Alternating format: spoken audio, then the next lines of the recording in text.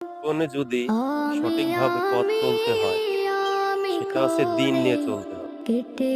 কারণ দুনিয়ায় ইসলাম এবং দিন, কোরআন, হাদিস সঠিকভাবে যদি আমরা মেনে চলতে পারি, তবে আল্লাহর কাছে আমরা পছন্দনীয় হব এবং আল্লাহ আমাদের ভালোবাসবে। আর যদি আমরা এগুলো মেনে না চলতে পারি, তো আমাদের জীবনে সুখের আশা আমরা করতে পারি না। আর যেটা আমাদের জন্য হবে, ওইটা আসলে আমাদের জন্য ভালো হবে না। কারণ হালাল উপার্জন এবং হালাল পথে চলা যারা চলতে চায়, তাদের জীবনে সবসময় কষ্টই আসে, সুখটা কমই আসে।